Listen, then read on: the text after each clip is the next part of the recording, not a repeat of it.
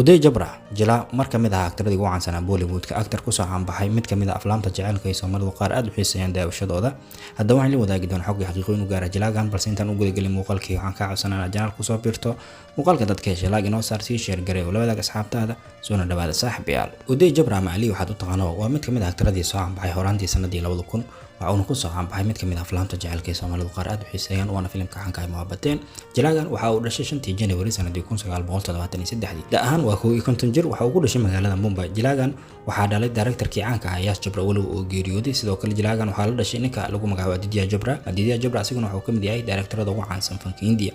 markaan eegno jilaagani waxa uu taageero weyn u yahay dhanka aktarada jilaaga caanka ah Shah Rukh Khan sidoo kale Amitabh Bachchan dhanka hablahana waxa uu aad u taageeraa tishada caanka ah Kajal uday jabra filimka uu aad u xiiseeyay daawashadiisana waxa lagu sheegaa filimka caanka ah Dilwale Dulhan Le Jayenge kaasoo Shah Rukh Khan iyo sidoo kale Kajal hogaamiyaasha kooda ahayn jilaagan markaan eegno dhanka xiriirka oo xiriir jecel la soo wadaagay gabar lagu magacaabo Tanisha Muqraji iyo Nargis Fakhri labadooduba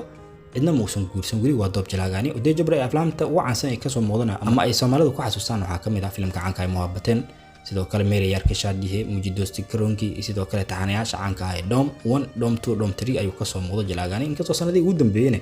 fanka uu gaabis ka noqday markaan eegno jilaagani xaqiiqooyinka laga diiwaangeliyay hal iyo laba ayaan ka eegi doonaa saaxiibayaal xaqiiqada ugu horeysa uday jabra actor kaliya ma ahayn sidoo kale waxa la leeyahay waa maamulaha shirkadda Yash Raj Films waana shirkadda ay leeyihiin qoyskiisa xaqiiqooyinka la jilaaga laga diiwaangeliyay waxa kamid ah jaakada uu Shah Rukh Khan ku jilay filimka caanka ah Dilwale Dulhan Le Jayenge waxa Mareykanka ka soo dhiibay jilaagan uday jabra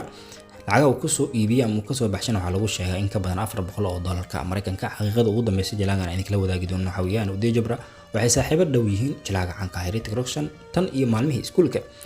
haddaba intaas ayaan kusoo gabagabeeyay doonaa saaxiibayaal xogtii xaqiiqooyinkii koobnaa in kala wadaagay jilaaga caanka ah uday jabra maali waxaad u taqaanaba